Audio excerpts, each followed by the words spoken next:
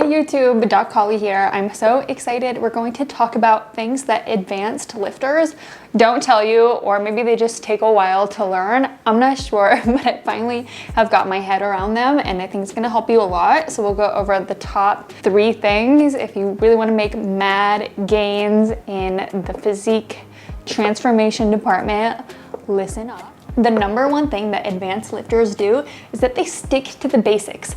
So your squat pattern, deadlift, hip thrust, military press, bench press, pull-ups, and they get better at those movements. They're not worried about fitting in all the exercises into one session. They're not doing supersets, trisets, circuits, adding bands and drop sets and half reps to everything. They use those techniques sparingly when necessary, but it's mostly about sticking to the basics and utilizing progressive overload, whether it's adding more reps, more weight, changing up the rest interval, improving form, improving mind-muscle connection. At those exercises, week in and week out, they are definitely not changing up their workout routine, definitely not every workout, and honestly not every month. It's they may do the same exact split for 6 months, for a year, and just continue improving in those specified movements. It's not about being fancy or cool. What you may see on Instagram is a new workout every single time just to kind of show off or make something seem more interesting than it actually is. But they get used to the interesting and fun part of the workout being seeing yourself get better at those exact movements. And those movements that we talked about, you get the most efficient workout with it because you're using the most joints, they're multi-joint movements, and the most muscle effort is going into them. The focus may change week in and week out, but they 100% are sticking to the basics. So don't get too caught up in all like the fancy stuff. Take it one step back and have fun with it. It really does get fun once you see yourself start to improve and get super strong in the squat and start seeing those results, you know? You can do it. Let me know if you have questions on those. The second thing they do is they start focusing on the nutrition part, being how can I fuel my workouts instead of how can I work out to lose weight or to have a better physique or this and that. They start to go, okay, food is fuel for my session. What type of nutrient value do I need in my food in order to make gains? How much protein do I need throughout the day? How much carb? Oh, I've got a really heavy, intense leg day the next day. Maybe I'll amp my carb up at dinner or something like that. They start to think of how they can fuel their next workout session, then how little can I restrict for X aesthetic goal. No, the food is to fuel your workouts. They are not restricting anything unless they're competing and need to lean out or something or shred for whatever, but most of the time the food is more revolved around fueling our bodies. Food is fuel. It is not something that we should be, you know, that whole women eat 1,200 calories a day thing to be super thin is totally out. That's like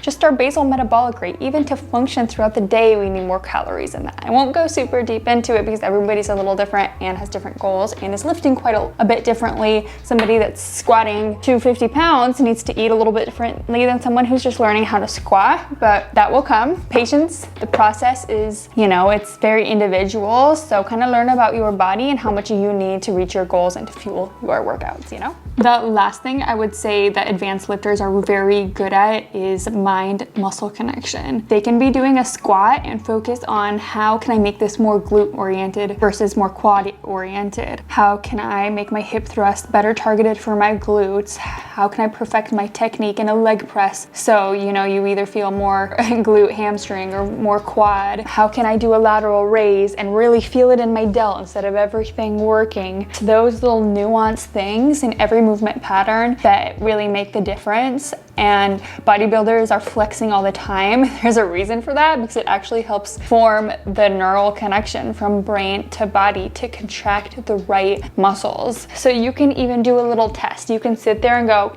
if I just close my eyes and think about contracting my muscle, can I individually contract my bicep? Can I contract my calf?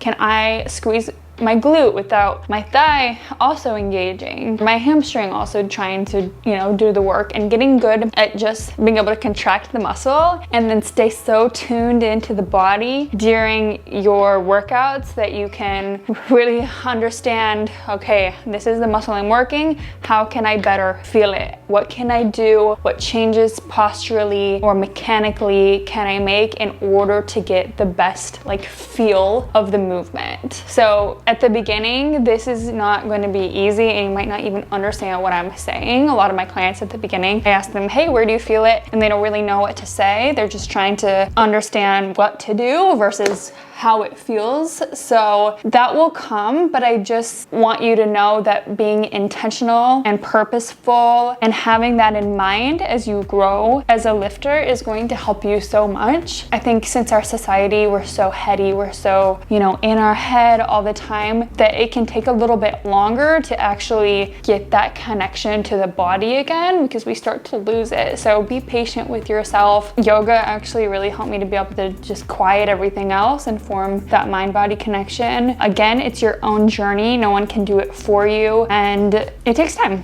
So keep working on it. You will get there. Just to kind of recap, it's not about being in a rush. Advanced lifters, they're not in a rush. They're sticking to the basic movement patterns. They're getting better at them over time. They're learning progressive overload. They're fueling themselves with their nutrition. They're not starving or restricting. They're thinking of, how can my food choices fuel my next workout? And then the last thing is they're really good at the mind-muscle connection and knowing their body so well that they can tweak certain exercises just to make it feel like a better workout for them. So just 3 simple things to take away today. Let me know what resonated. Let me know what you have questions on, and I hope to see you in the next video. If you have questions, drop them below. Subscribe to my channel if you haven't already, and I can't wait to see you in the next video. Let's go.